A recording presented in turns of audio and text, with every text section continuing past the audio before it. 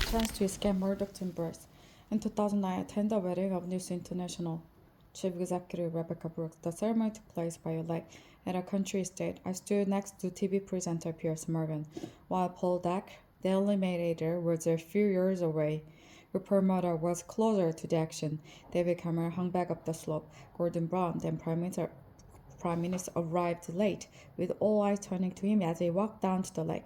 At the reception, I had a brief conversation with Mr. Cameron. I said I hoped he would not win the coming election, but that if we did, and if we wanted to act to improve political debate and standard in the press, I would support him. For some time, the journalist in me had known that the relationship between politics and the media was not serving the public, but it was my first-hand experience of this developing culture of abuse and negativity that convinced me Britain press and 24-hour news were making it more difficult for elected leader to govern. It's got worse, hasn't it? He said. I replied that he would be a much stronger prime minister were he to take office, not feeling he owed anything to the big media groups. At that point, Mr. Murdoch joined us, and we changed the subject. Perhaps we should not have done so, but that we did, however, illustrated something of the dishonesty at the heart of what are essentially political and commercial relationship. It is not easy to do what Ed Miliband, Labour leader, did last week, making himself an enemy of some of the media's most powerful forces.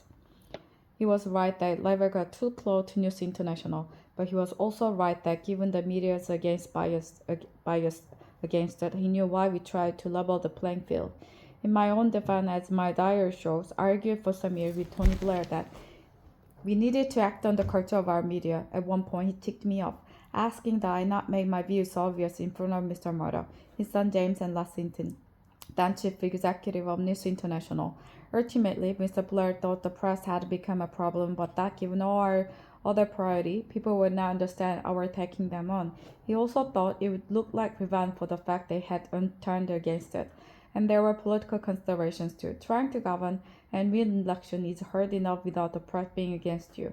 Except that for all of us, at times media support was something we courted at the expense of positions of principle on media issues, but that trap has now been sprung. The latest revelation have forced the police, News International, and the government to act. The police will now be more vigorous. News International will continue with their kamikaze crisis management, which one day will be studied as a textbook case of how not to do it. But the most important developments are the Prime Minister during inquiries into press practices and a new system of regulation. These mean we now have once in a generation opportunity for a new settlement between politics, the media, and the public. Nobody can argue that we have the press we deserve. Pressured by technological change, a dominant strain of Britain's media has gone into a spiral of decline, in which this scandal is only the most dramatic developments. Mr. Cameron did not look comfortable announcing the reviews. He has personal relationship at stake, and given he hired Andy Coulson as his communications director, his judgment is too. Already the backlash from part of press has begun, as they seek to maintain that anything but two slips of regulation is an assault on a free press. But Mr. Cameron must stand back from all of that and ask himself what is the right thing to do. He did some of it last Friday. The judicial inquiry should be far-reaching. The news of the world is far from alone in the use of dubious and illegal practices, as widely ignored reports from the Information Commissioner have shown. Part of Britain's media reminds me of the trade union before Mrs. Thatcher. They feel untouchable. As I say above, Labour could and should have done more to deal with the fairy beast.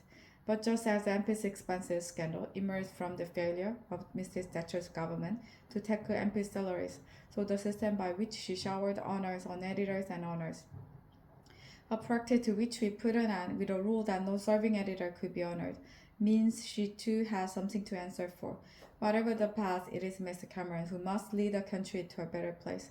Mr. Miliband has shown himself capable of playing a good and principled part, and so should the public. Ultimately, political debate will only improve if the public wanted to. If they channel the anger at recent event into an assessment of what kind of paper they read, whether they really want to live on a diet of celebrity, trivia, negativity, and abuse, to coin a phrase, we are all in this together.